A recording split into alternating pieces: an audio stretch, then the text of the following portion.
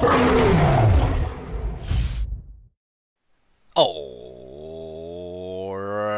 everyone, welcome back to the first semifinal round. We're going to be watching Bipolar Method up against the one, the only Denial EU, the team that won 3v5 last week.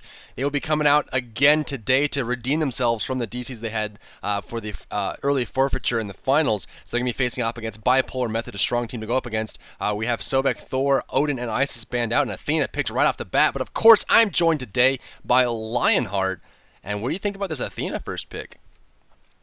I mean, Athena did so much work with Confound in the last game, and that taunt brings a lot to the table in terms of setting up. It's not just so much that you're hitting somebody with hard crowd control, but you're also able to move them at the same time, move them back towards your teammates while your teammates are moving forward. And combined with the global presence, I think that Athena is a great pick. I want to see how they choose to synergize her with this team. Last time we saw the synergy with Isis and Freya, again the banish and then stun silence combo. What's the synergy that's going to be set up this time?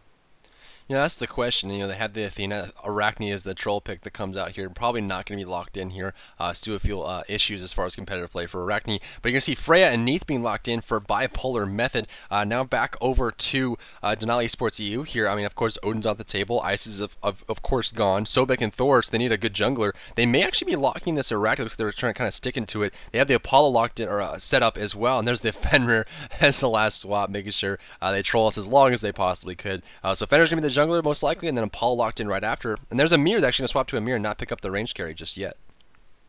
Spray Arm, the killer of dreams, because Arachne is so beautiful and so not being played right now. But Fenrir and Ymir, good lock-ins, and it's certainly you're going to want to have Ragnarok to be able to pick up Freya, drag her around, or pick up Neith and drag her around, both very high mobility. But, this is interesting. They highlight Humbots, and this will be the first game that I've actually seen Humbots get through competitively this weekend. Humbots was banned out in every single game yesterday for the North American tournament, and that's going to get locked in. So real excited to see Humbots get played, one of the stronger ultimates in the game. Again, kind of on par with Isis there in terms of the ultimate. Really brings a lot to that kit. You're going to be able to not only AoE crowd control, but send people the direction you want them to go while dealing a lot of damage. That's one of Humbot's specialties, and to see him get picked up is real exciting.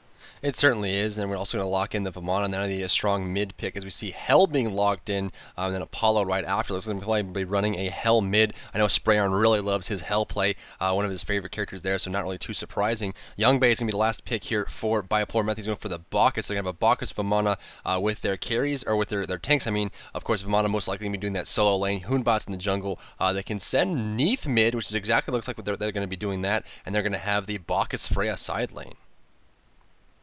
Yeah, so you have the full team composition here, and just take a look at it, and kind of what I'm seeing here is, first off, Freya is huge force kind of to be reckoned with, but you're going to have Humbots moving around here the map as well, and you look at this, and you're really thinking a lot of physical damage coming out there from Bipolar Method, and really the only magical damage you're going to have is from that Freya. They're going to have to keep Freya alive. The flip side, it's a little bit more balanced in terms of damage composition, right? You're looking at Hell going to be out in the mid lane, you're going to have Athena in terms of interrupt, and they actually have a lot of disruption in Denial EU, not just from Athena's Confound, but from Ymir's Freeze and Fenrir, who also, again, depending on how he uses those runes, can bring a stun to the table, and then Ragnarok afterwards. Really going to have a huge amount of peel for Apollo, who's just going to sit there and chip away the entire time, and hopefully Hell's going to be able to bring that sustain into, again, with Shard no longer in the game, Dry Bear, sustain can be very, very important in team fights.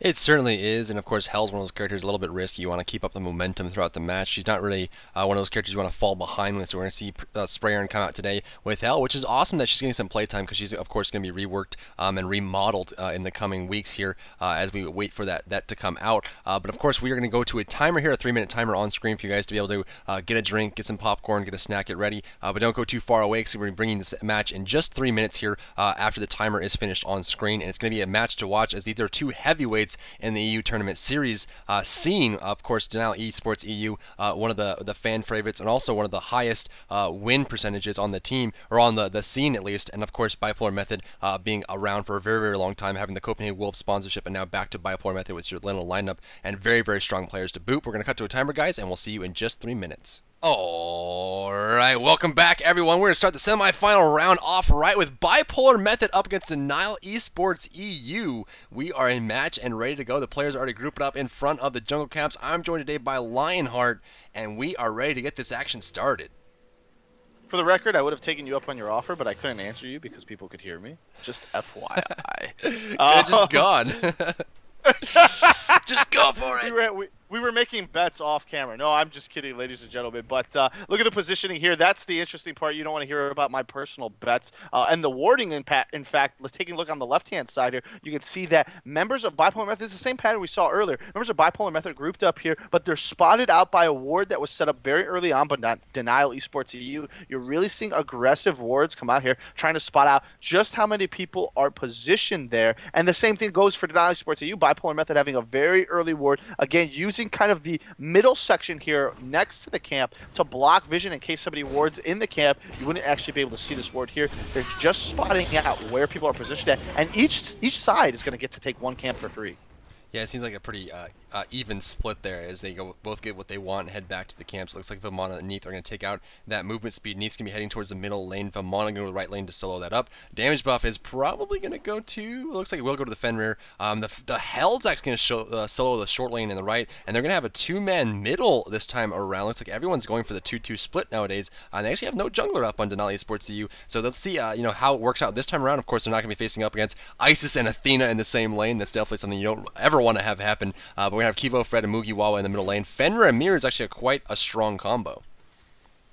Yeah, I think it is very strong. And, you have the opportunity where, again, Fenrir is going to have, once he has his runes up, that range stun. You see he goes for it there, and actually Neath's going to backflip. Very, very safe pick, and that's a nice option for Neath to be able to avoid that. But that's the idea. Fenrir's going to jump in with full runes, stun you out, then Ymir's going to be able to close the distance, freeze you, and in that amount of time, they're either going to kill you or they're going to get you very close to dying. Yeah, they have a lot of potential there, especially once they hit level 5. They'll have the Fenrir just pick them up. Standing aside the Mirror Ultimate with the damage output from that is going to be a lot to deal with, especially for someone like Neath, who relies on that backflip more than anything else. With the CC they're going to have coming out there from the Ymir and the Fenrir combined, it's going to be tough to deal with, as you mentioned there. So left lane looks like Athena and Apollo are just doing a lot of work over here. Freya drops down to half HP. Bak is taking a lot of harassment as well. And it's tough to deal with that taunt. Like you mentioned, Confound, a very powerful ability for multiple reasons. I mean, it's such a powerful ability. But we're going to have Hoonbox actually going from the backs on the right side. Looks can jump on the back of Hell here. Vamana's very low, can't really contribute a whole lot just yet. Overhand Smash comes out, not level 5 just yet. Switches stance to do some damage. There's a teleport from the Sacred Monkey. Drop at half HP. There's the slow from the Somersault. Hoonbots is not giving up the chaser. He's taking a lot of damage, and Vamana isn't contributing at all. Kind of just sitting in the back here and letting that go with the HP that Hell has. He could have definitely got a kill there. One of the things that Vamana wanted to be careful is that the last thing we want to do is turn around and give Hell the opportunity to get a double kill. But it looks like over on the left-hand side, their first blood does in fact come out. That's going to be onto Freya. They're looking to pick up the second blood here onto Bacchus. Can't get the last auto tech. They actually would have needed one more on top of that to be able to pick that up. Are we going to rewind for that dry? We can go ahead and hop back there. Looks like left lane we have Freya and Bacchus grouping up here. Looks like Dash comes in, and there's the Confounded Taunt, and then there's the Shield Slam as well. Dashing in with the moves, and one hit will finish off Freya. There goes the Mesmerize on top of the Bacchus, top at half HP. Here's some damage out, and of course, we know Bacchus survives, but only by the skin of his goat leg, I guess, at this point. I mean, just barely gets out there, but a good kill, and the first blood will go in favor of Denali Esports EU.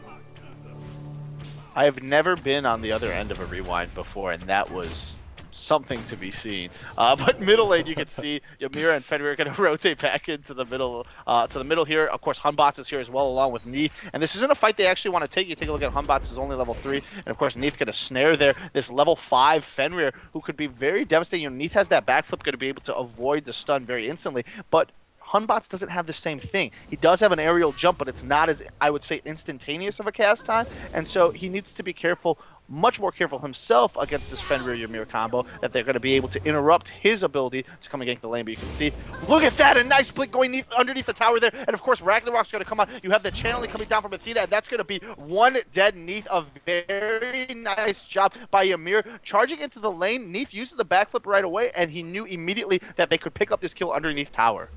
Yeah, I mean, they have so much potential for mobility, for ganking, plus the CC coming out from the Athena when she lands, and also the fact that, you know, when Athena comes out, you're taking less damage. You can tower dive very, very easily. And Mir ultimate comes out, the Glacial Strike as well. Lobster taking a lot of harassment here from Mir in the middle lane. And one thing we haven't really talked a whole lot about up until this point is the fact that Hell is just completely controlling this right lane. Vamana got a resurgence here, ended up having to go home. Hell just barely missed a kill on that Vamana. Actually, a single basic attack was misplaced, and Vamana escaped and had to go home and come back. But Hell, I mean, just dominate this right lane. We see 2,800 gold up on her versus the 2,500 of the Vamana, so 200 gold difference between these two characters so far. Yeah, and part of that is that ability to deny. Again, Vamana's really good at clearing this creep wave later, but not right now. He has a tough time clearing. You can see there the Armored Umbrella and the Umbrella rank used, but of course, Hell's going to be able to just heal that creep wave off afterwards and then move up and clear the creep wave herself, and that's kind of been the combination here. Look, you're going to damage my creep wave. I'm going to go up, I'm going to heal it, and then I'm going to be able to heal myself as well, and I can take this in front of my tower all day. As long as I have mana, it's not going to be a big deal, and so real tough time there trying to push her underneath tower, and at the same time, she's denying him gold by being able to keep pushing him under tower the whole way. Yeah, I mean, it's working out so perfectly right now, especially the fact you can heal up right after the harassment comes out on the wave. We're going to see actually Neith pick up a Heartseeker now. He's stacking that up in the middle lane. Going to be doing a lot of damage as the team fight starts starting, but of course she did just die in the middle lane up against that Fenrir, Athena, and Mir gank under tower, no less. So a tough spot for her, and if she's a little bit more careful and gets those stacks up, it's going to be, you know, a huge benefit to her team overall. But it seems like at this point in time, we're about 2,000 gold off, about 1.8k between these two teams. Denali eSports taking a decisive lead early on. Not really too large, but definitely have a very palpable difference between the teams right now. Yeah, you take a look at the items here, and there's some playmaking to be made here with Athena. Look at this. Creeping Curse is going to be onto Athena there, so you're going to get Confound Creeping Curse. That's going to play out later on in team fights. And actually, if you see that Creeping Curse get brought all the way to tier 3, it's going to be a very valuable tool against Vamana, who's going to have that regeneration in his ultimate. That's going to be able to shut that down, and that way they can burst him down and make sure that he doesn't have that kind of freedom to move around and get those auto attacks. And again, when he's in his ultimate, when he's in big baby form, if you will, gets extra protection and extra damage. That's going to be cut away a little bit, or at least not used to its full potential if you're hit with a tier 3 Creeping Curse. Yeah, it's a lot of things to deal with, especially if you don't have, you know, if you're one of those characters that relies on movement speed versus actual, you know, repositioning like a leap or something like that. It's very difficult to deal with a slow coming out from the Creeper Curse, especially with the ultimates and the CC potential they have over here, as you mentioned. So left lane, I mean, Athena is doing a great job of keeping this Apollo fed. You can see level 8 now on the Apollo. Apollo getting a lot of extra gold over here as they clear out these waves and pressure towards the enemy tower. But again, we're going to see 4 Hand of the Gods this game. Yeah, 2 on each team, and again, that preference towards keeping the jungle cleared and being able to make plays. But it looks like over on the right-hand side of the middle lane here, an engagement going down. You can see Hugh up front getting so low. The Neith ultimate going to come in, and that's going to be enough to finish it off. And look at that, Ymir actually blinks out of the way of Vamana, but a rotation from Hell is going to pick up and make that a 1-for-1 trade. Humbot's falling there to that damage. Of course, Confound there as well, coming out from the Athena. And that's a good rotation by Denial Esports EU. It looked like it was just going to be a free kill for Bipolar Method at the start. Yeah, it was a close spot. I mean, Fenrir picked him up, and they just had a lot of damage. And that Neith ultimate is something that you always have to be wary of. And you know, no matter how long you play this game, it's very easy to forget that that is always something that that could be coming your way. The CC that comes with it, the stun as well as the damage output. As Amir kind of pops his ultimate in the lane to clear out that wave, throws out a wall to prevent the damage output. But Neith is becoming stronger and stronger as this game goes forward, and does have those Heartseeker stacks, being the most farmed on her team, of course, versus enemy team where Hell is just completely leading the charge with that gold count. Yeah, you know, and that's one of the advantages that you talked about earlier, Dryberries. Having that Heartseeker early on, you get the stacks early. And it was a smart job by Ymir and, of course, Fenrir as well to tower dive Neith early on, try and keep her down a bit. But she's still farming that up and now has that tier 3 purification beads. Really going to be looking to avoid that combination of, again, you know, being crowd controlled by the freeze and by Ragnarok, and the timing is going to have to be spot on. You almost think that you might allow yourself to get frozen and then wait for Fenrir to come underneath and try and bite you before you use that purification beads. But we'll have to see how that combination plays out. Again, Fenrir is really roaming around, not so much keeping in middle lane. It's almost an odd matchup hit. It's Ymir versus Neith.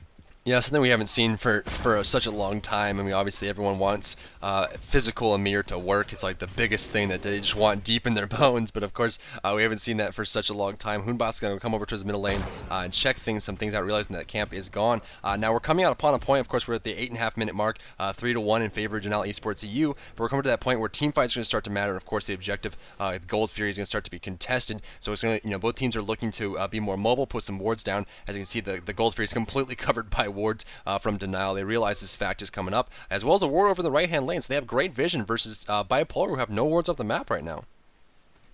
And you take a look at Bipolar really trying to contest these camps. And actually, wow, a nice Sacred Monkey by Humbots there actually is going to be able to pick up that camp there. But you see so much damage coming out from the ultimate. Even though Fenrir was crowd control immune, took a ton of damage from Humbots and actually had to retreat after using Ragnarok there, down to about 100 health. And so ultimately, Humbots comes in, he takes the camp away, and then actually almost picks up a kill onto Fenrir. Yeah, that was a very close call for Fenrir, and I think it was so perfect the fact that he had that ultimate active when the Neath ultimate came as well, and avoiding the fear from the Hoonbots ultimate also benefited him greatly. And I think with the Athena ultimate, Hoonbots almost had a chance to be taken out there as well. And once that dunked down, of course, with the Brutalize there, just jumping away and avoiding that damage. But it was a close call for both of them, and Cubo Fred just barely escaping there and heading back to his jungle route, getting up to level 9 now, falling a little behind in the experience department, but does have a good amount of gold. We'll be catching up pretty soon here. And Spray gonna go over there and actually force Vamana to go back. Spoo had to back, and Spray's just completely bullying this lane. I mean, look at this. He's gonna pick up the blue buff. He's gonna get that mana. He's gonna get that CDR, and he's just in the lane all day. I can clear the creep wave, 2 abilities. I can heal my creep wave when you try to damage it down, and I'm just gonna poke you down, poke down your tower, and sit in this right lane all day. It's a short lane. There's nothing you can do to stop me. And it's working out so good so far. 5,200 after this creep wave dies is going to be over 5,300 gold, and that's so much higher than anybody else on the other team. Yeah, and that's something we talked about in the picking stage, where Hell is just one of those momentum characters where if you're falling behind, you never really want to be playing Hell from behind. I mean, she has a CC immunity, she has a little bit of healing, but Hell is at her best when she's ahead or even on par, because then you're that multifaceted aspect of her character where she's healing and doing damage is going to be that much greater, especially once she finishes off that Void Stone there. You get a lot of extra protection, but also good healing from the magic increase. So Hell, getting really, really farmed. It seems like Sprayon realizes that, if he hits that critical mass point where he just gets farmed enough, then it's going to be so hard for Bipolar Method not only to deal with the damage output that he has, but also the healing that comes with it. Yeah, one of the things about that matchup previously is that Vamana, he had to run up into that kind of melee range to be able to clear the entire creep wave. And so to make this rotation and put Vamana in the middle lane now, where, traditionally it was really just Neath laning against Ymir, not going to have enough damage to kill Ymir, was a good rotation. And so now Vamana will hold mid, and Neath will have a better job holding against Hell, because she can poke at the creep wave from a distance. And if she uses backflip and then her ensnare, that explosion combination will clear the creep wave instantly. There's no time for Hell to be able to heal it back up. Yeah, it's going to be a tough spot, and I love this rotation. I think it's a really smart play from Bipolar the Method to realize that, as you mentioned, Lionheart, if he has to go in melee range to do anything in that lane, Hell's just going to totally bully him for it and just completely punish him for everything that he does. Whereas Neath kind of sit back and harass it. Amir kind of caught out later in the middle lane. There's the belly flop, but of course, very naturally taking character. Fenrir jumps in as the Frost Breath comes out, picking up Vamana and bring him into tower range, or Bacchus and bring him to tower range. The taunt right under the tower, and the shield wall will finish off Bacchus. Apollo dunks down top of the Hoonbots in the jungle, trying to force something out here, doing a lot of damage here, but here comes Vamana. There's a Neath ultimate as well, catching him right in the middle of the dash, but he beats it right away. There goes the output from the Athena. Might looking for opportunity to get a confound off here, but not able to do so. But again, initiation on the Amir turns around and kills off the Bach. It's a great play there from Denial.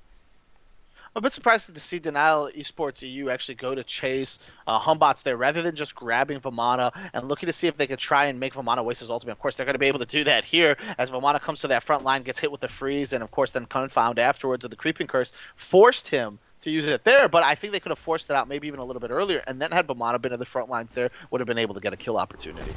Yeah, definitely a bit of a mixed feelings there. It seems like the two different players were on a different agenda. They had the middle lane. Of course, Apollo just wanted to get this in. I mean, you see Apollo has the Heartseeker almost finished there, has a lot of damage coming out with a good level as well. I mean, Hoonbots, who is sitting level 10 versus level 13 Apollo, maybe he thought he'd be able to get a solo kill there. But of course, with the mobility from the somersault as well as the ultimate, Hoonbots is not an easy kill to take, especially when he's in his own jungle natural habitat there. So we're going to see Vamana kind of clear out the middle lane, push pushes towards the tower, and Fenrir doing the best he can to clear this up. But again, Hell is just getting further and further ahead. Yeah, they just don't have an answer, and I'd really like to see them put more pressure onto Hell, try and get a kill onto her, but I think they just don't feel that they have the damage. And look at how much burst is just dropped onto Neath there. Neath already down to about 500, maybe 600 health, is going to be forced to bed, and now they're going to have to send somebody to rotate, or Hell's going to be able to take this tower. There's just no answer for this right now from Bipolar Method, and they need to answer it. It cannot go unnoticed, or when you start team fighting, you're going to have a nightmare on your hands. Yeah, it's really tough. The burst damage that comes out, as well as the slow magic protection reduction, and also the CC immunity and the cleansing. I mean, Hell is such a great teamfight character if she has enough farm to contribute, and it's something that you never want to deal with. Having a character that bursts, not only burst healing, but also burst damage is just so hard to deal with towards the teamfight, especially if they're extended in any way, over an objective or something like that. As far as the itemization goes, we're going to see a Heartseeker being started by Hoon Bots. The Heartseeker is almost done from Apollo, I believe. When he heads back home, he'll be able to finish that off, and we'll be doing that soon. Of course, Neath has had that Heartseeker all game long, but we don't see any Doom Orbs, and we're actually going to see a Shoots of Focus coming out from Freya into a Demonic Grip. Yeah, almost kind of part of me wants to see the way Spray is just controlling the lane so much. Him picking up a Doom Orb and having that, extra magical power for higher heals and higher burst damage. I mean, nobody, as we just talked about, has had an answer for him. And to see him have a Doom Orb and have that fully stacked would be great. But at the same time, he's taking that gold advantage and building guaranteed damage. It's not going to reduce. But Ymir coming in here is going to hit a freeze and actually uses Glacier Spikes to try and keep Neath in there. But Neath using those purification beads that was purchased very early on for the exact same reason. Dealing with Ymir pays off over in the right-hand lane. Yeah, there's a lot of reasons to pick up those beads. Mostly the Fenrir ultimate, of course, is going to put you in a bad spot. Of course, the Ymir freeze is so powerful. Not only that, but the taunt as well. I mean, having beads with a 90-second cooldown, as is with the tier 3 purification beads you can see on screen towards the minimap area, 90-second cooldown. She's going to be getting a lot of uses out of that, and she has already. I mean, the middle lane, she used it a lot. Right lane, obviously, just saved her life, as Hell could have followed up with a lot of burst damage there. So finishing that off early is a very smart play from Neath. Yeah, I think that's exactly right. And you can see now Denial Esports EU going to make a move for the Gold Fury. We're getting to the first one around 15 minutes. That's a good call here. You can see that the shield wall is going to be dropped down there. And look at the amount of damage they're going to use. They're going to actually just start channeling Ymir's ultimate right away. Apollo's going to come up with a fully stacked passive, but Bacchus is here looking for the opportunity to gank. Not going to be able to do it. And Denial Esports EU gets the first Gold Fury of our game uncontested. Yeah, that's going to put him up quite a bit here, 3,000 gold difference. But again, it's not as big of a lead as you would expect. The game has been quite close up until this point. Of course, 1,500 gold added on to that 3,000 gold. It doubles the lead that they had prior. So a big pickup for them. And like you mentioned, there was completely uncontested. I mean, they didn't have the vision, they didn't have the position, nor were they nearby enough to contest it at all. And Denial just kind of walks up, takes the gold free, gets the gold, and going to push their lead a little bit bigger. Spray Iron hearing me or having the same thought process as I did, does go back and picks up that Doom Orb, and again is going to start farming that up, and that's what I said I wanted to see. I said I would like to see a Doom Orb onto Hell, given how hard it's been for them to push Spray out of the lane, and he does that. He goes back, and after he finishes his core, gets the magical pen that he wants and the protections that he wants, now has that Doom Orb. Initiation here on the Hoon Bots. There's the Athena ultimate dunking down. Looks like it hits in there. Hoon Bots ultimate comes out as well. They're just going to disengage. They don't want to fight on 4 players, especially since Hell shows up and heals Fenrir back to full here. I like the item progression from Hell thus far. She didn't take any chances. Did not want to get the Doom up first, and then she was susceptible to ganks, especially being in the side lane where the jungler could come over and get some ganks off. Especially Hoon Bots, not a jungler you want to deal with. So I like the fact that she went tanky early with the Greaves right off the bat into the plated Greaves, and of course the Void Stone. We see some initiation in the middle lane. Apollo going to dunk down right on top of Freya. Pops her ultimate in response and gets canceled for some reason. Goes right back down to the ground. His ultimate is now on cooldown, and it looks like 5 players to Denial are completely unscathed, sitting in the middle lane, and going to start pressuring this up. Might have been a fat finger there, actually, an accidental, right click or something like that to send her back to the ground without being able to pull out the full amount of damage. But that looked like it was going to be this huge team fight shaping up, and ends up, as you said, really being nothing at all. Everybody just kind of falls back and goes back to farming. So that's where we'll be split off here. You can see Ymir holding down the right hand side. The one thing now is we talk so much about how much push and deny Hell was having on the right-hand lane. You took a look at the tower race. It's actually Denial Esports EU's tower that looks like it's on its way going down here. Neath with the opportunity to poke at this, being left alone in this lane for a little bit as they have that kind of skirmish middle, has taken advantage of this and really is going to look to try and take what would be the first tower of this game if she's able to secure it.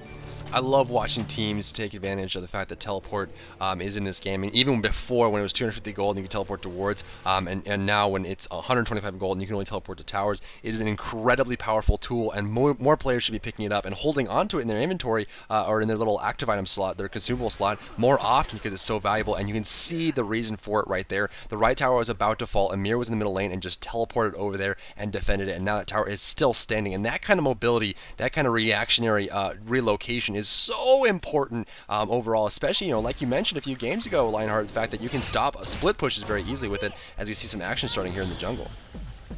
Yeah, and you can see here Humbot's trying to avoid some of the damage here. The Neath ultimate's actually going to come in. Humbots is going to use his ultimate, trying to pick up this kill onto Fenrir, who's going to grab him mid-overhand smash. The Neath ultimate's going to crash down, and look how low he is. Is Fenrir going to be able to close the distance on it? He has the tunnel vision. He wants it. He wants it. Hell is rotating around, but Humbots is simply too fast with the move speed, attack speed. They're not going to be able to catch him, and he'll live with just about 100 health.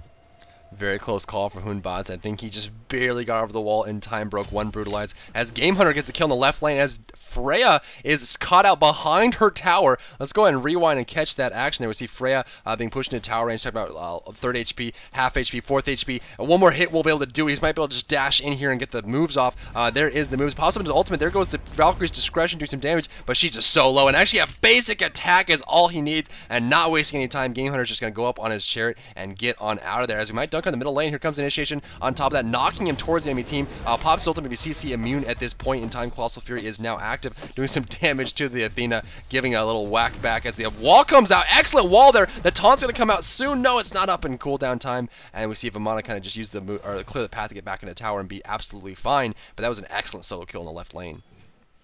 Yeah, really well done. It's not often that you hear Freya being dived under tower and actually falling rather than picking up a kill herself by baiting the ultimate, and that was really well calculated. You also saw no hesitation on taking to the skies afterwards to make sure that he could get into the middle lane, and if there was a kill to be had there on Vamana, assisting that, and it was very close actually. You saw that he tried to use the Mesmerize before Vamana used the ultimate, would have given them the opportunity to maybe use some chain CC onto him and burst him down, but again, Vamana just too quick on the trigger, goes directly into Big Baby form, and that's all he needed to be able to just actually not even need to walk away from them, just turn around, start auto attacking, and force Apollo back instead. Yeah, definitely a good opportunity for them. We're actually seeing Fred buy a teleport and teleport back to the left lane, not wasting any time to get some farm and experience back. It seems like that Young Bay really wants to get that farm, but finish off the Fatalis and have the Demonic Grip done, and just have a lot to bring to the table here. Vamana smartly placed down a Sentry Ward to finish off the ward in front of the Gold Fury. The Gold Fury is going to be respawning soon within the next minute or two here, so definitely, Bipolar Method is looking to pick that up to get back into this game. You can take a look at the items there, and even more stack items going to be coming out onto Game Hunter playing Apollo here. He's got the Heartseeker already, building stacks on that, now looking to go and get the Devourer's Gloves in. Really going to try and stack the damage here, not so much in terms of critical strike, but looking to make sure that those abilities hit very, very hard, and then, of course, taking advantage of just flat values when he's pushing a tower. The way he's itemized, he's setting himself up for not necessarily getting these lucky critical hits that he might get otherwise with the auto attacks, but he's going to make all of his abilities do a lot of damage, and he's going to increase his tower push potential. You can't critically strike a tower, but you can push it a lot faster if you have more physical power. Yeah, it's certainly a good point to put there. I mean, you have a lot of opportunity to take down those towers, and the towers are so valuable early on. They don't really have a whole lot of HP. And if you get a tower alone for long enough, you'll be able to take it out here. So the Gold Fury is going to be started for Denial, and they have a good lead. And if they get this Gold Fury, they're actually going to go ahead and leash it as 4 players show up towards the enemy jungle. It's still Hell, and of course, Neath just farming the right lane, looking for opportunity to get a tower. And of course, if either one of them leads, that tower will fall, as Neath and Hell both understand that. So kind of grouping up here. Bipolar Method looked like they wanted to contest it, but they're going to disengage. No, they're going to restart it, actually. Yeah, and you can see the Gold Fury aggro here, and it's actually just a 2 takes. They don't have a lot of damage to be able to do this. This is more bait than anything else because they need Apollo there to be able to take that down. Fenrir now rotating it, and it looks like a little bit of trouble here for Vamana, who's going to have to use his ultimate. They try to burst him down, and they actually end up triggering the passive there, it looked like, on Bulwark. So that's going to be down Bulwark, a whole passive out of the game here, and so is the ultimate. And now they're even more comfortable probably in positioning for this Gold Fury, but that's not going to be the case. Athena actually starting to back here, and it looks like Fenrir has rotated back to the middle lane. So no Gold Fury attempt anymore. Ymir's actually going to come around here and just try to clear the creep wave. Not even going to try and gank onto Bacchus, who very much is innately tanky here. Right, yeah, he kind of walked in the middle lane, got sat on a little bit by Bacchus as he walked by, and then just ate it and walked away. And I think Bacchus and Ymir both understood that they had no opportunity for a kill there, so they just casually walked away from it. Athena ended up going, actually did not go home yet, but looking back at the Hell, who has the Doom Orb, will have those stacks getting up soon. As we see him harassment in the middle lane, jumping atop the Vamana, still committing to it. Actually, the Athena ultimate is up. Ragnarok gets picked up there, now picking up the Bacchus, bringing him closer to the lane. Hoonbots is coming out here, has an opportunity for an epic ultimate as he spreads them out. Neath ultimate lands on the Fenrir, but pushes the Fenrir a little bit too far away there as the belly flop finishes him off in tower range. Double frost breath, beats get caught by the monkey. Here comes the ultimate from the Ymir. He's just going to jump away, and Bacchus just eats it casually and walks back into the jungle. But that's going to be a free pick on the Fenrir, and that's going to be one more kill up on the board for Bipolar Method. That's really great team fight engagement. It's still going on here. As you can see, they're trying to chase down the Bacchus down to about 500 health. He's going to get out. Ymir wants to land a freeze on Vamana. No options there. And Neith is going to get this tower over on the right-hand side while Apollo gets a tower on the left-hand side. So both teams trade a tower. Their ranged carries doing the split push there. And that's how we talked about the itemization makes the most sense for Apollo right now, is trying to take down some of these structures for his team. And you can see that Freya simply just does not have what it takes to be able to hold Apollo. Apollo's able to poke at Freya, who's underneath the tower, and you can see that when he's not poking at her through lifesteal, he's going to be able to sustain off the creep wave and then continue to poke at the tower. Oh yeah, you look at the gold difference between these two characters here. Apollo sitting about 9,500 versus the Freya, who's 7,300. So 2,200 gold individually between Freya and Apollo. And at this point, with the stacking Heartseeker, the penetration from the Warrior Tabi, and the fact that Freya has less push than Apollo, she can't keep the minions off the tower, nor can she deal with the harassment that comes out from Apollo when she attempts to stand in front of the minions and push them back. So just a lot of harassment that comes out here. In the jungle, we see Vamana and Athena kind of slapping each other a little bit, as the tanky characters often do, with no chance of kill coming out there. But of course, the Gold Fury is on both teams' mind. They want to get this, but I think the difference in gold is close enough where it's going to be start being very, very important when these objectives are taken, because of course 2,000 gold difference would be easily cleared by Gold Fury. Yeah, I think that's exactly right, and nobody's been able to really, well, since the first attempt, nobody's been able to really secure it, and of course now you can see that that's where the teams are going to be grouping up, and again, one of those scenarios where you look at it, we're 25 minutes almost into the game, Drybear, and it's not so much about Gold Fury as it is about the team fight. If you go and you get the Gold Fury, but you get wiped, you give the other team Fire Giant, you give the other team towers, and you have high respawn timers, so it's really just an excuse, if you will, this excuse that gives you an option to kind of group up and try and get that fight if you're ready for it. You see the team's actually backing off on that, and it looks to be that's going to be a 3-on-3 middle, and Apollo is going to get that free split push on the right-hand lane. There's nobody there to stop him, and no teleport scrolls up for somebody to get there quickly. Yeah, no teleport scroll-ups for the enemy team as well, and not only that, but Apollo can just ult and just join the team fight elsewhere, and that's why Apollo is so good. And one of the reasons why he's so banned and picked up is just the fact that he can split push and put teams into difficult situations. And look at the damage coming out from Apollo, just shredding through Hoonbots, is forced to retreat, not able to defend the tower, and Game Hunter is just out of control right now, just completely uncontested. He's going to keep pressuring this tower, maybe even go for the tier 2 tower, and then join his team as they are doing the Gold Fury over here. BM is grouping up, trying to contest this with as much as they can. The damage is coming out. They still have yet to leash it. Amir is just, valiantly tanking this Gold Fury as the team fight out. Apollo dunking in on the backside of Neath, throwing him closer to the team. The Mesmerize into the Frost, but the beats get popped in response. Ragnarok is up. Vamana pops his ultimate as well. Here comes the Amir ultimate. Intoxicate is going to finish off the Vamana, or the Fenrir. Vamana got the last hit there. Freya goes up in there, doing some damage to the Apollo. Apollo's actually going to fall here and lose his stacks on his Heartseeker as they push them all back here. Apollo and Fenrir are both dead at this point. The Fury has not been leashed. They're still taking hits on it. The Hand of the Gods finishes it off there, so they're going to be 5-4. They lose 2 kills, but they get the Gold Fury in the process. One of the critical mistakes there, if you even call it a mistake, I mean, right, Denial Esports EU walks away with the Gold Fury. So ultimately, they walk away on top of that trade, depending on what it is Bipolar Method elects to do in the next couple minutes here, or rather the next 40 seconds, while members of Denial Esports EU are down. But the critical kind of component of why they weren't able to walk away unscathed there was that there was a lot of focus put onto the Gold Fury and not put onto Apollo. Apollo was kind of in the front lines and didn't get any of the appeal because everybody was grouped up around the Gold Fury and trying to keep people off the Gold Fury. Looks like Bipolar Method's not going to try and make any kind of a grouped push here and take advantage of their numbers, so it ends up being a great play for Denial Esports EU. But had Bipolar Method grouped up here and maybe done a 5-man shove, it could have turned out a little bit differently. The trade could have definitely gone in favor of BM. They could have grabbed a tower here. Instead, they were grouped up across the map and just taking buffs. Yeah, I mean, it was a missed opportunity for Bipolar, I think. I mean, obviously, if you're ahead in gold and you trade like that, two players for a gold Fury, you can see the gold difference is at about 3,000 gold right now. Actually, 4,000, no, about 3,000 gold between them. So, I mean, it's a decent difference between them. And, of course, if you're trading it like that with the gold 3 and the kills, when you're ahead, you're going to stay ahead and just keep holding on to that. And that's really what Denial was looking for. Now, you mentioned the fact that, it seemed like there was a hesitance or an unwillingness to leash the gold Fury. They wanted to hold on to it for as long as they could, and it's an excellent point to put out there, Lionheart, is the fact that, when you have your tank sitting on the gold Fury to keep it from leashing, they're not holding down the front line, and of course, you have Apollo getting collapsed on and finished off there, whereas Apollo is probably, a big corner point for his team. Hell, of course, as well, with that good farm that she has, but, Apollo with Heartseeker and the fact that he's just really farmed and really leveled, hitting level 20 already, they really want to put more protection on him.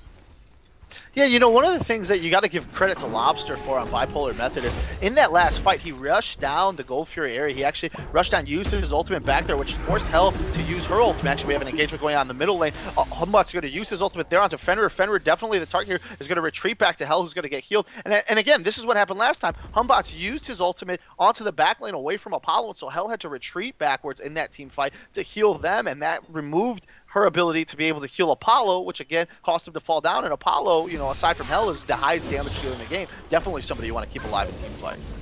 Yeah, certainly. It's going to be a big point of focus, and it seems like they're more willing to focus the Apollo than the Hell, especially being close to Hell. You're going to be taking a lot of damage, and you can see the effect of having a farmed Hell on your team. I mean, Fender dropped to half HP, walked by Hell, and all of a sudden was at 80%. I mean, immediately just kind of casually walking by his teammate gets a lot of his HP back, so that that good support that you'll get from Hell is going to be something that is going to be difficult to put up with the rest of the game, especially with the CC immunity. We saw her cleanse him and then heal him back up as he's kind of disengaged from that fight.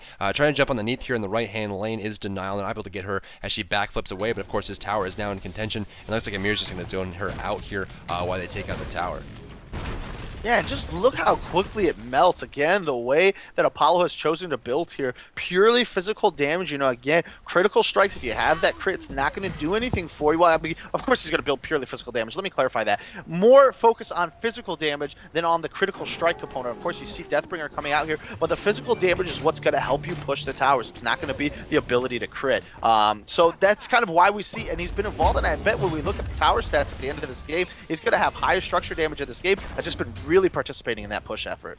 Big engagement here in the middle lane. Looks like they're just going to disengage Apollo again, split away from his team. Frostbreath comes out from the near, zoning them out, doing a good job of that. Apollo's actually chunking down the Bacchus over in the jungle. Hoonbot's waiting in the wings, looking for an opportunity to throw out his ultimate and spread them out. Athena is actually ready to pop her ultimate if anyone gets into a bad situation here. You can see her kind of steaming in the back, waiting for an opportunity to jump in. They're just going to go ahead and cancel that and head towards the tower. Of course, Bacchus was forced to go home here, taking the damage from the Apollo as they harass. But now this tower is in threat of being taken here, and like you mentioned, with the raw damage that Apollo has, they can take it quite quickly. Here's initiation. Fenrir jump the backside, gets hit by the Athena ultimate, now forcing the Neath to back up. They're still taking the tower as the Apollo. There goes the tower. Now they can join the team fight. Fenrir is actually going to drop here from the burst damage. Athena in a tough spot, pops the creeping curse and disengage there. A good Serenade is going to catch 3 of them loud and disengage, but they're going to go ahead and pop the Hell up into there. This damage output isn't going to be enough. No, a great heal from Hell, and there's the cleanse, but isn't going to be enough. The Confound comes out. A triple quadra stun coming out from the mirror, and still isn't going to be enough. Hell gets sat on by the Bacchus, but in the back lane, looks like Apollo wants to finish off the Freya. Looks like he's just going to barely miss the opportunity. No, he's still chasing her down. He's so close. Pops his ultimate. Does he go for the kill? Does he go home is the question. Just barely escapes with his life. He doesn't have enough HP to do that. So they're going to go ahead and get away with 2 deaths there. So Bipolar Method steaming ahead 6-5, but the gold is still in favor of Denial. Really impressed by the dedication they actually have Denial eSports to you in terms of, look, we're going to turn around and we're going to continue to peel for Hell. And even though Hell is kind of caught in a tough position and they're clearly trying to focus her, they want to clear those Doom Orb stacks. Let's do everything we can to save her. Okay, I'm going to go in, I'm going to freeze this Ymir. All right. After the freeze, I'm going to, as Apollo, I'm going to try and force off one of the primary damage dealers, Freya. I'm going to start attacking her and see if I can focus her off, And the whole time, they're ultimately unsuccessful in it, but it's the teamwork that mattered, that they kept going in, trying to save their ally. And then, of course, Apollo being smart and getting out there instead of losing his stacks as well onto that Heartseeker. But this does open up that opportunity for Bipolar Method, who has now started the Fire Giant. Yeah, they're sitting about 4.4K behind Denial at this point, but they're going to start their Fire Giant, which of course the Fire Giant is very, very valuable. It's akin to almost a full other item as they dash in. Bipolar Method is still going to get the Fire Giant, so they end up securing it there. so it looks like they're able to hold on to that as the initiation comes in. Frost Breath comes out. The Intoxicate comes out from the box as well. Looks like they just want to disengage. They want to engage here. Fenrir's coming from the left side, but might get caught out. Athena ultimate on top of the Fenrir as well. Jumping on top of the Neat. Doesn't have the stun there in time. Freya pops her ultimate, gets walled, gets on the opposite side of the wall, and just ends her Valkyrie discretion just in time. So excellent. Actually more of a lucky situation there for the Freya as the wall was slightly misplaced. But it looks like Freya will survive that situation. No players died. Looks like they all will survive. But when it's all said and done, Bipolar Method now have the Fire Giant. Yeah, I mean, that's so huge to give them that Fire Giant. You know, you look at Denial Esports EU, you look at the itemization, the gold, they're ahead by about 4K, almost 5K gold here. But now Bipolar Method has that Fire Giant buff. That's going to help dramatically make up for that difference. And you look at the map, there's so many towers. Every single tower except for one is up for Denial Esports EU. If a Fire Giant push is successful here for Bipolar Method, not only can they eliminate the gold lead, they might even be able to create one for themselves, and that completely changes the pace of this game. You can see him grouping up in front of the Gold Fury here. All 5 players for Bipolar Method. They have no vision here. Denial Esports EU is all on the left side of the map, but they're not even in position, nor are they prepared to counter it. So it looks like a Gold Fury on top of Fire Giant. Now they're still behind by about 3,200 gold at this current point. But again, as you mentioned, Lionheart, with the Fire Giant buff and the fact that they have an opportunity to win a team fight here, they will be able to clear that gap and maybe even make an advantage for their own. As they're pushing the left side. Those 3 players, 5 players now grouping up, where Hell and Apollo and Fenrir are a little bit lagging behind. So 2 players are going to try to defend this tower. But what the question is, what can they do? There's the banish jumping on top of the Emir. Athena doing the best she can. Looks like they don't want to commit just yet. There's a heal from the Hell, but looks like we might have a big engagement starting any second now.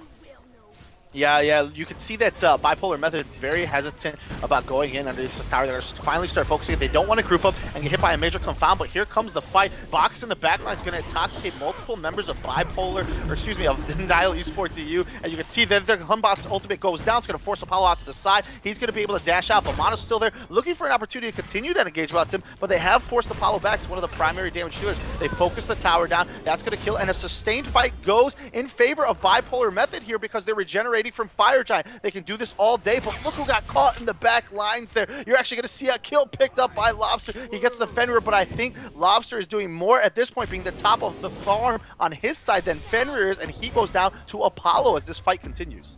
Here's the wall coming up, and the Bach is trying to disengage there with the belly flop. They're still in pursuit. They just need a little bit more range to be able to freeze them slow when something comes. There's a slow coming out from the Hell. The Frostbite to come out soon. There is the taunt and the shield wall as well. They might be able to pick up this Bacchus. The belly flop is on cooldown. There's the Frostbite and the damage output from Hell, as well as Apollo will be able to pick up the Bacchus. So of course, trading Fenrir for Bacchus and Hoon bots, as well as a tower. So overall, the gap closes to about 2.7k now for Denial. 7-7. The kills are exactly even, and now looks like Denial Esports wants to pressure this left side tower and maybe even, prevent them from keeping that Fire Giant buff for long. You can see Bacchus and Lobster have all Bacchus and Hubots anyway have lost their Fire Giant buff at this current point, so we're kind of waiting for BM to be able to defend this. The Gold Fury isn't up, so it looks like Denial's heading to the jungle. Not really sure what they're up to here. They might be pressuring another lane, or maybe even just looking for some farm.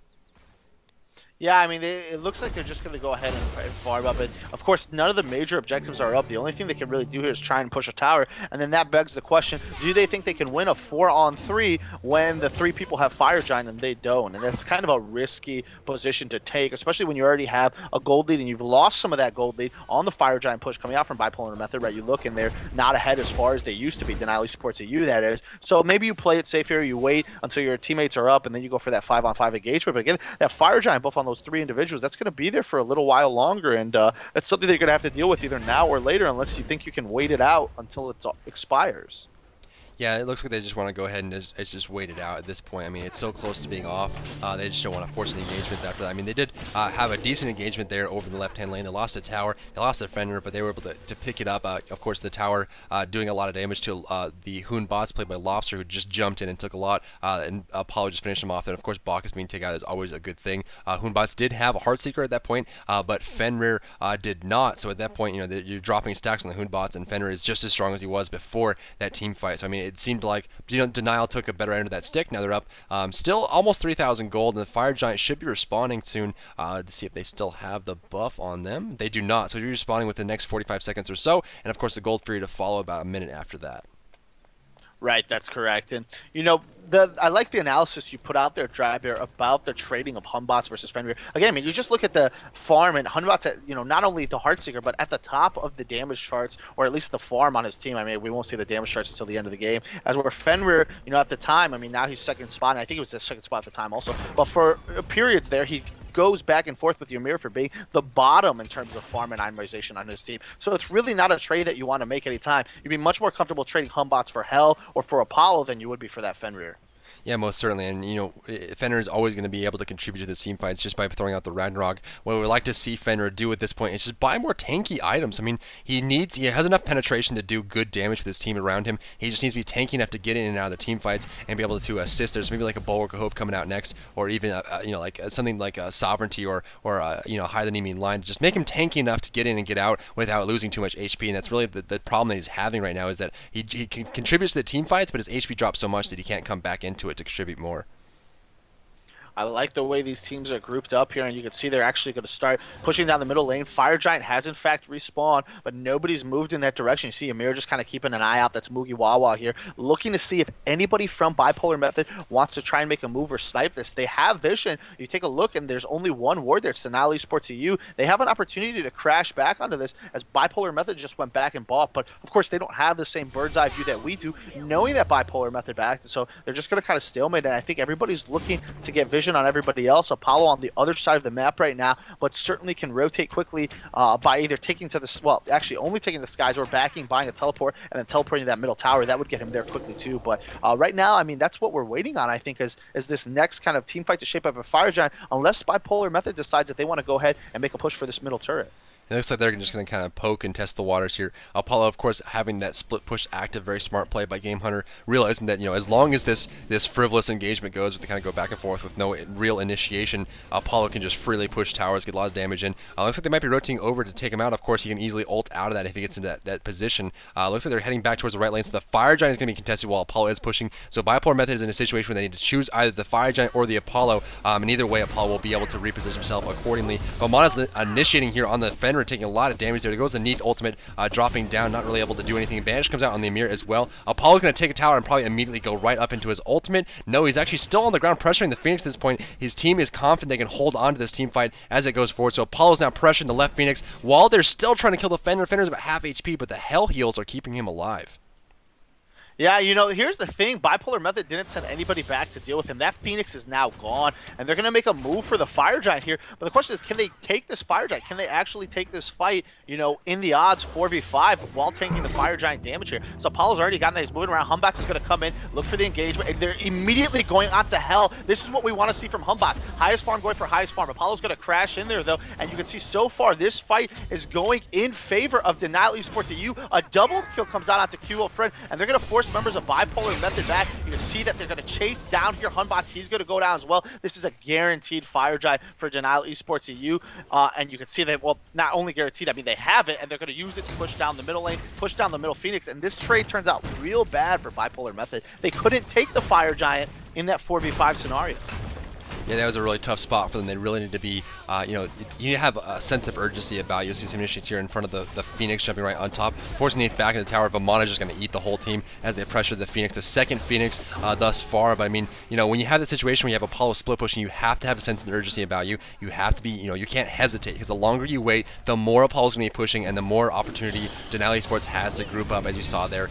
Initiation here on top of the Vamana, eating so much damage. Vamana's actually going to die to Fenrir. The Minotaur is being pressured here, and actually a kill on the Fenrir from the Neath as she backflips away. Smart play there, but is it going to be enough is the question. They still have 4 players. Athena just tanking out the Minotaur now. Didn't actually lease from players, so as a Hell goes back into range, they're just going to go ahead and disengage as Neath doing a lot of damage. Apollo comes in to poke back at her, but with 2 Phoenixes down, the Minotaur still standing by himself, and only Neath and Freya to defend. They're going to have to be, on alert from now on.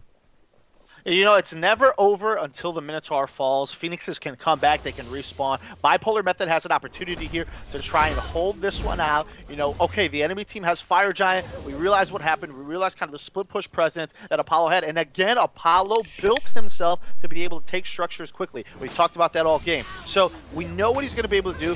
Next time, let's hold our own ground. Let's get our Phoenixes back up. And then once the Fire Giant buffs off, let's see if we can take that fight. There are so many towers up for Denial Denial Esports EU that all Bipolar Method really needs is a good team fight and the ability to push, and they can close the gold gap. They can close, well, there's really only a small level gap, right? The only person who's not level 20 is Bacchus, but they can bring back some of this lead that Denial Esports EU has built. At the same time, if Denial Esports EU doesn't give Bipolar Method that chance, if they put pressure on the last remaining Phoenixes, you know, they don't let any of the Phoenixes respawn, this could be the game for Bipolar Method.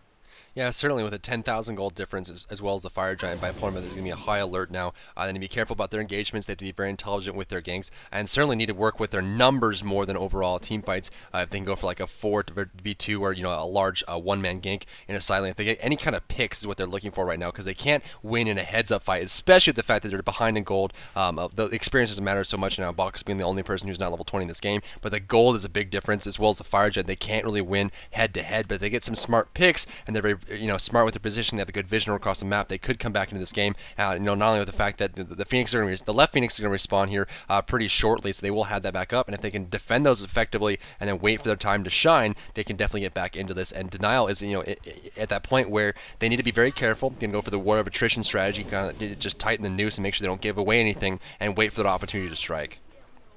You know, one thing that's been really tough for Bipolar Method in some of these fights is again, this Doom Orb Hell, who, you know, goes into the fight, uses Heavenly Agility, which is what she's picked up, that increases her healing effect by 25%, and then just heals all of this burst damage off that Bipolar Method has done. And, you know, you finally see a Brawler's Beat Stick coming out there onto Vamana, but there's no Tier 3 Creeping Curse. I mean, they haven't had any way of shutting down the sustain, and to see, you know, the anti-healing or the anti-sustain items coming out of this late is good, better late than never, but, I mean, that's been a huge factor in a lot of these engagements.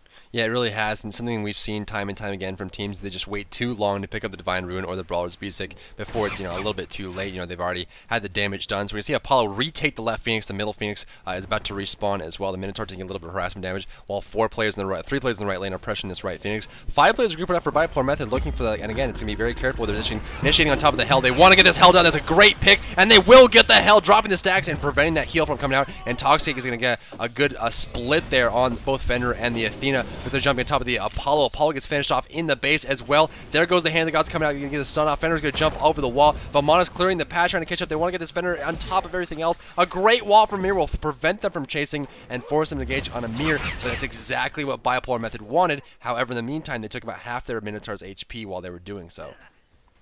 Yeah, half the Minotaur's HP is gone. It's sitting at 50% health, and of course won't start regenerating health until those Phoenixes are all back up, and they're not. I mean, it's going to be a while now for that, since that Phoenix, that other side Phoenix just recently dropped. The mid one's going to come back up, but it's going to be a little bit before the left side Phoenix comes up. But again, that is exactly what Bipolar Method wanted, and I think that's kind of the reason why we don't see them build the anti-sustain items perhaps so early, is that was their frame of mind this entire time. We'll just burst Hell down right away, then they don't have sustain, then we don't need these items. And of course, that's been much more difficult to execute in previous team fights. They did a really nice job there executing that.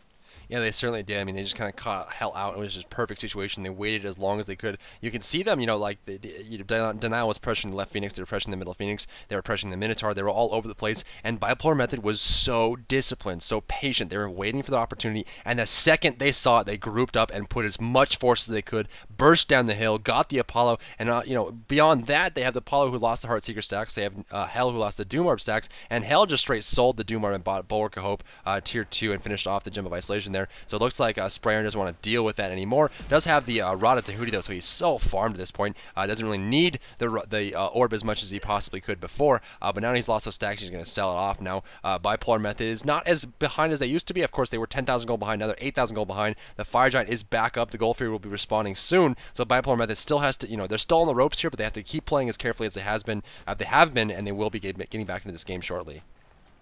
Yeah, I think it's a smart decision there to sell off that Doom Orb.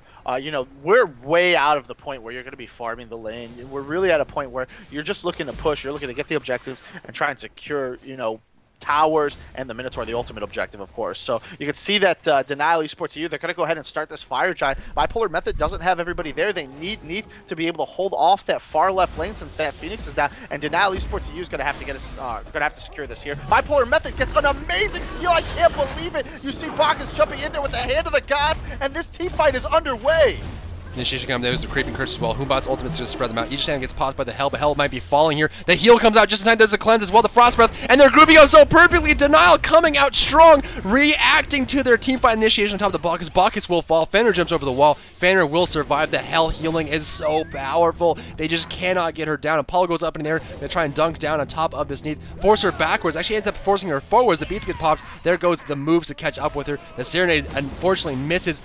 There's the blink from Amir. He's not done yet. Hunbot's over the wall. There goes the banish to prevent him away, but they do have the Fire Giant buff, and they're going to go ahead and lick their wounds and back off with one player dead. That was an excellent engagement for Bipolar.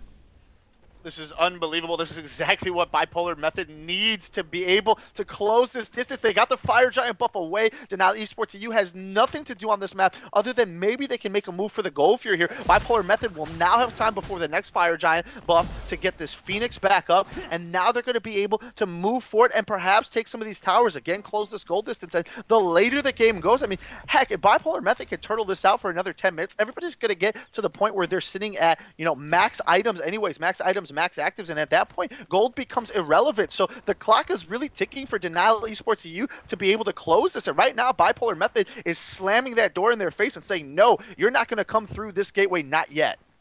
Yeah, and you know, if you're new to MOBAs or you're even new to SMITE, you may be wondering why it's a win for Bipolar Method to go into a team fight and lose Bacchus and run away. The reason is they're not really going to be using the Fire Giant buff, but they denied it to Denial. The fact that, you know, you have the winning team comes out and loses the Fire Giant buff, that slows the game down, which is what Bipolar wants. You have to wait for that Fire Giant buff to wear off. You have to wait for it to respawn, and with the fact that Denial doesn't have it, they have more of a chance to defend against the pushes and the sieges they're going to put up here, and slows the game down and allows Bipolar to get back into this. That's exactly what they needed to do, as Lionheart just mentioned. So, you know, they're doing everything right. They're playing very carefully. It seems like they're putting their heads back into the game, and they're getting ready to make this a long match and maybe even come back and win it all. And, you know, I got to say, I don't know if he's a psychic or what, but Badger having that MVP tag in front of him, securing that Fire Giant was really, really key to be able to come in and steal that out from underneath Denial Esports EU. That was a huge moment for Bipolar Method. It's what's allowing them to be able to hold out now. You know, you never want to say that one game is the reflection of one player, and it definitely isn't here. This is a team effort on everybody, but this final push, this little push that was so much, I mean, it could have dropped completely if they hadn't been able to pick up the Fire Giant. That was a huge thing for Bipolar Method. Yeah, an incredible play there by Badger. I mean, obviously he's been playing support tank for a very, very long time. He's very comfortable with it. And of course, with that 25% last hit ability with the Hand of the Gods tier 3 that Bacchus does have, he jumped in, went for the belly flop, knocked up the enemy team in the air, preventing them from doing the same, and then got it just at the timing right to make sure that when he landed in, the Fire Giant was below 75% or 25% HP, excuse me, and was able to finish that off. And that's going to slow this game down to the point where Bipolar Method has an opportunity to get back in this. Now, they're still about 10,000, about 8, actually 9,000 gold behind at this current point, 12 to 10 as we cross over towards the 50-minute mark. But Bipolar Method is getting to that point of saturation, as you mentioned, Lionheart, where once they get full builds and everyone's level 20, it's going to be more about consumables, warding, potions, and elixirs than it is about actual item builds as everything starts to round off. Yeah, and then you'll see, I mean, ultimately that final fight could come down to just a Fire Giant engagement. And again, you know, Denial Esports EU here, that their advantage hasn't gone away in terms of gold and farm. They're still almost 10k gold ahead of Bipolar Method, but it's the fact that, you know, at some point, that doesn't matter anymore. That's just becomes irrelevant, and it's all about the positioning and the team fight. And as you just said, Dry Bear, wards, vision. Vision wins team fights. If you can see more than your opponents, you can position, you can know who it is you need to get to and where they are located at, so you can find that, you know, exact opportunity that you've been looking for, when to start the engagement and when and how to focus the targets that you want to be able to win the engagement. And that's really where it is here. You know, look at this. Bipolar Method smart. They realize that goal difference is still there. They realize it hasn't gone away just because they had the Fire Giant, so they don't rush anything. They just kind of bide their time, use it to farm up, use it to get additional items, and they say, you know what, let's wait for the next team fight, because the longer we wait, the more we chip away at their advantage. We can outweight them on this. Absolutely, and they're being very patient with their positioning. One thing I'd like to see more from Bipolar Method is to have at least 2 or 3 people who have teleport ready to go, especially the fact that they've seen the Denial's propensity to have a pulse split push consistently, and if they can react to that fast enough with 2 or 3 people teleporting in right away and maybe even killing him off before he gets his ultimate, that is going to be a big pick for them and something they need to be aware of, because that's going to allow them to hold down the next objective. If they have Apollo split pushing and they wait for a long delayed engagement where everyone's just kind of looking at each other back and forth and harassing, Apollo gives gets a lot of room to just push down towers, get another Phoenix down, and put them back in good position. The Fire Giant has respawned at this current point in time. Bipolar Method's grouping up, trying to make sure that they get this. It's going to be up to Bacchus yet again. They only have the Hand of the Gods on the Bacchus there. They have the Fist of the Gods of Amana as well as the enemy team. So they're going to be looking to CC the Athena, preventing her from using Hand of the Gods, and then get the Fire Giant for themselves. And the split push has begun. Apollo already on the left-hand side looking to start and chipping away at this Phoenix there. And there's nobody, of course, there to stop him. The Phoenix is going to drop almost instantly. He just does so much damage. Bipolar Method needs to take advantage of this and engage this team fight now before they allow Apollo to take every Phoenix on the map. No, he's actually going to rotate back to the team fight now. But that Phoenix is down. And, of course, that forces Bipolar Method into a bad position. Again, Apollo's just kind of putting them into disarray. He really is. I would have liked to see Apollo actually go in and start hitting the Minotaur there and putting some real pressure in on Bipolar Method, forcing them to actually leave, and that gives room for Denial to just jump on the Fire Giant, because if they don't react to it fast enough, Apollo could put in some serious damage to the Minotaur and maybe even drop it low enough to be finished off, and he still could be sitting there hitting it right now. They're not going back to the base, so as soon as they decide to go back and commit to the Apollo, then they can get the Fire Giant, and it's that split mentality that makes the split push so powerful, because you're basically making the enemy team choose between two things they don't want to have happen that are happening at the same time, and that's really, it's the opportunity cost of going to the Apollo or going to the Fire Giant that you want to have from that Apollo split push that you're just not really capitalizing on right now. You know, the burden has shifted here. Initially, when this fight first started, the burden was even. Anybody could make the first move. Nobody had to do anything. Apollo and Denial Esports EU, they made the first move. You saw Game Hunter go to the left side. He took down the Phoenix. Now the ball is in Bipolar Method's court. Denial Esports EU can wait here all day as a five-man group. They don't have to go anywhere. That creep wave is going to push up over on the left-hand side. It's going to start damaging the Minotaur. And eventually, either they're going to have to let their Minotaur get whittled down, or somebody's going to, from Bipolar Method's going to have to send somebody back. If they send somebody back, then all of a sudden it's a 4-on-5 scenario, and with Denial Esports EU having a slight lead here, again, because the gold lead's kind of getting mitigated the later we go, I'm going to call it slight, even though it's substantial in terms of numbers. They're going to be able to enforce an engagement, and that could turn out very poorly for Bipolar Method. So BM has to do something here. They certainly do, as you see their Minotaur taking damage already from the Fire Mains pushing back. Apollo now pushing the towers, and I would love to see him push all the way into the Minotaur and just start whacking at this point, just basically force Bipolar Method to disengage in some form or fashion and commit. See, Neef actually backing to the base. This is exactly what I'm talking about. If they get one more player to come back to the base to defend against Apollo, they can easily jump on the Fire Giant, and it's exactly what they're doing right now. Neef has gone back to the base. Apollo can fly across the map and join them, but Neef cannot do the same, so they have the opportunity to split their numbers. The Fire Giant is started. Looks like Athena's going to go ahead and tank it up. It looks like they might be leashing here, and they will be leashing it. Just going to disengage there. They're still waiting. I mean, everyone in this match understands, all 10 players know that this team fight right in front of the Fire Giant and the next few minutes are going to spell out the end of this game, and everyone's being so careful right now. I mean, the intensity of this match is unrivaled by anything else we've seen in the tournament today. You can see Bipolar Method desperately trying to keep Denial Esports EU off of this Fire Giant area. The positioning has always been BM standing a little bit far back, Denial EU going, but Denial EU is shaken. They're not sure they want to start this Fire Giant, especially given the fact that last time they did all the heavy lifting and Bipolar Method just came in and swooped it away from underneath them. They were able to take that away, but now, of course, Apollo's rotating in, and this is going to set up the 4v5 in favor of Denial Esports EU.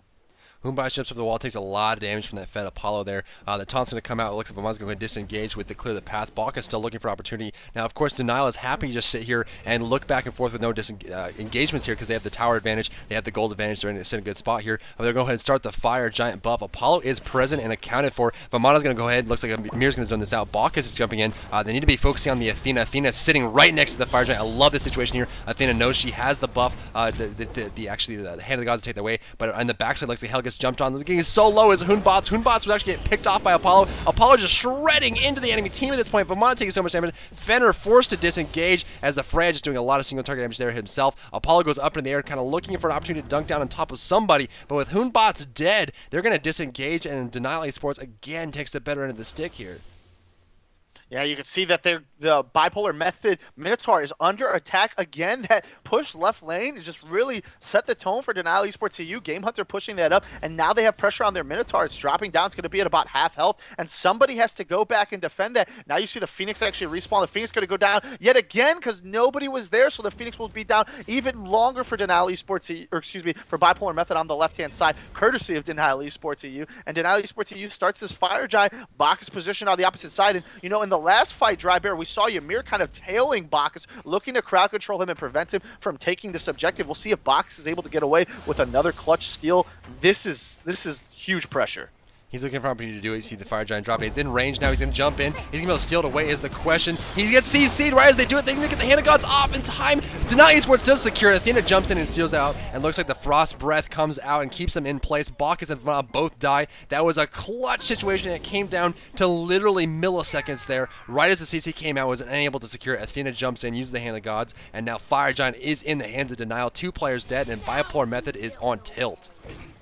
Yeah, the crowd control expectation there was really good. Denial eSports EU knew what they had to do this time to avoid a repeat of what happened last time. Again, Badger with a huge steal in the Fire Giant beforehand. They were really cognizant of this, and that chain CC was clutch. Now they're going to move in. Ymir looking for the opportunity. He's going to freeze onto Hunbots there, and they're going to try and get him, but the taunt comes out confounded, of course, shield wall. But look at how much damage you're taking. The crits coming out like crazy. Apollo almost falling down. There's actually going to beads, and then be able to dash out there. They're not going to be able to kill him. You can see the snipe coming out from Neath. Neath can't get the vision she wants to be able to secure the kill onto Apollo, and that middle Phoenix is going to go down. Denial eSports EU sets their sights on the last Phoenix left on the map for Bipolar Method. The Phoenix is going to fall in short order here as they try and do the best they can, but with no ultimates available to them, they don't have a whole lot to give. You see the crits coming out from Apollo still just shredding into the Ahun bots. Their damage up to the Fenrir is just completely destroying Freya there as he takes a single shot from the well but gets healed up again by that Hell. That is a big portion of their success is going to be that healing and CC immunity from the Hell. Ymir ultimate comes out. They're going to go right into the Minotaur, and the Minotaur will fall before the Ymir ultimate even goes off, and that is going to be game. Denial eSports heads into the finals. Bipolar Method knocked out of the running. What a very, very epic game to watch, and certainly shows how much talent and depth we have in the EU scene. That was, again, a game that was so close, unrivaled by anything else we've seen this weekend, be it in the NA tournament or this tournament so far. I mean, what an unbelievable matchup between these two teams. Denial eSports EU and Bipolar Method are so strong in their plays, and you saw Denial eSports EU really, get themselves a very good lead in terms of gold and itemization, and Bipolar Method able to hold their own, coming in with an unbelievable steal from MVP Badger, taking away that Fire Giant buff that allowed them to hold out, and they brought the game to a point where that gold lead that Denial eSports EU had built up didn't really even matter that much anymore. It was more about, I mean, it's always there, but it was more about we had gotten the game to go so long, everybody's at max level, everybody's near max items. This is about positioning in the fight, and they tried to do it again, they couldn't do it, and I think the kicker there, and you got to give it to him, Game Hunter, and the call that Denial eSports EU made, using that Apollo pick, pushing down the left-hand side, and taking that Phoenix, that really put Bipolar Method in a hard spot. They didn't have a good answer for Apollo. Yeah, with 15,000 structure damage done by Apollo, that is a very, very high number. If you don't really pay attention to the stats after every match, 15,000 is an incredibly high number. Generally, you'll see numbers between 3,000 and 7,000 for average stats. So doing that much structure damage means that Apollo literally destroyed most of the towers by himself, contrasting that to the 1,300 and 1,600 structure damage done by Fenrir and Hell there. And of course, 50,000 healing done by Hell is an incredible amount to boot, something definitely to boast and write home about.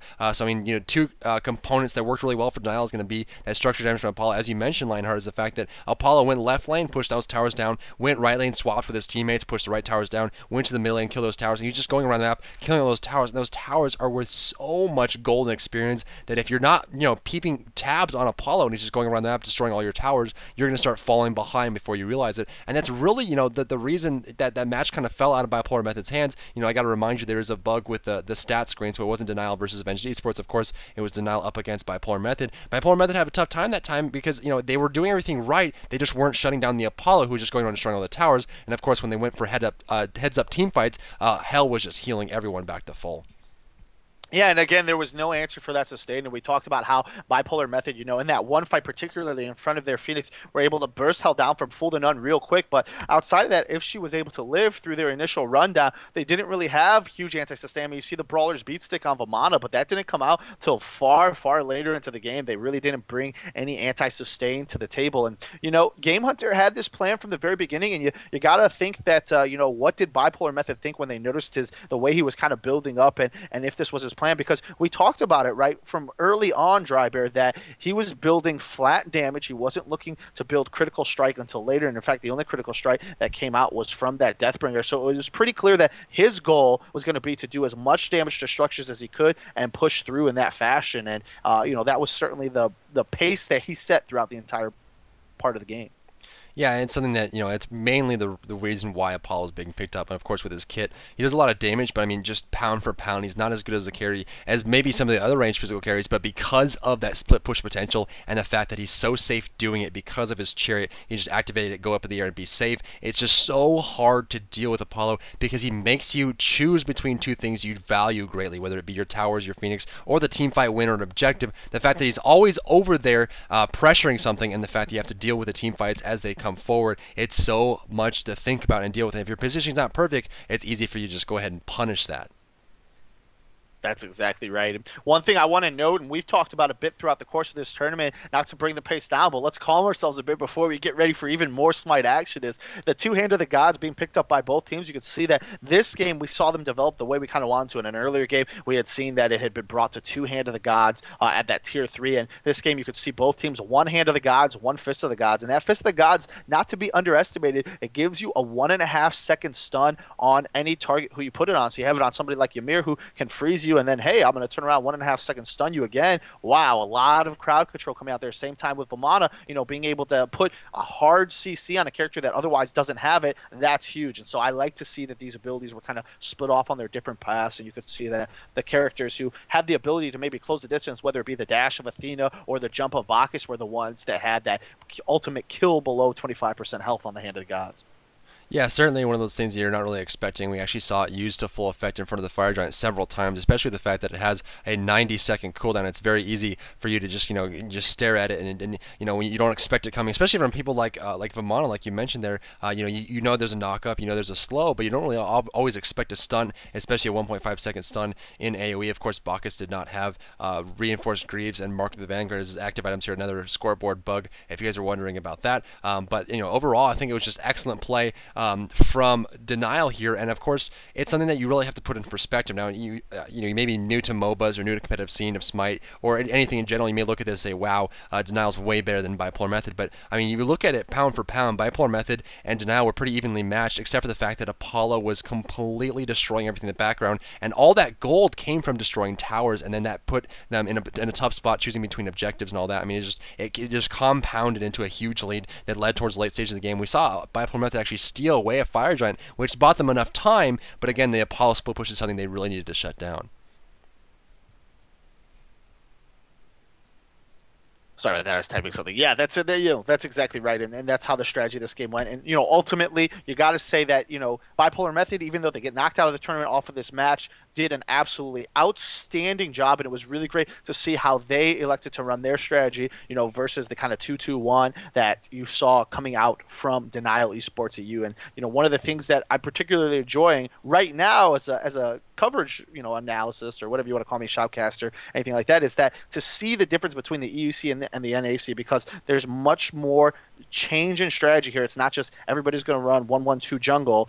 You're seeing these kind of 2-2-1s and other strategies, and we saw a mixed dual roam kind of earlier on, and it's really refreshing to see how these scenes are developing and adjusting to the changes in the map. Yeah, a lot of unique strategies coming out, and it seems like EU has this propensity just to experiment with their strategies. They're kind of bringing things out, see how they work, testing the waters, trying them out, and since both teams are doing it, there's a lot of wiggle room there. So I mean, it's awesome to see the 2-2-1 come out again and actually work. I mean, we saw it last game, didn't work out too well, but this game seemed to be working out pretty well for for Denial. Of course, generally, if you don't really want to go up against the Isis Athena, but Fenrir Ymir definitely had a lot of prowess there as well. So certainly something you can't compare and just point at the Isis Athena. Well, that's why that's why it didn't work or anything like that, because Fenrir Ymir is also very, very strong. So some good strategies coming out here from both teams. But that was, if we check the brackets up on, I can post it up in chat for you, that was Denial eSports EU versus Bipolar Method semifinal round. Of course, Denial ended up winning that, and we'll be heading to the finals on stage O, and we're going to be heading into stage M, SK Gaming up against Vengeance eSports. Now, we watched Vengeance eSports once today already, but we didn't have a chance to watch SK, so that's going to be the next match starting up here. We're going to take a brief break as we get everything all set up and talk to the Adams a little bit and kind of hang out, and we'll be bringing you the next match briefly here.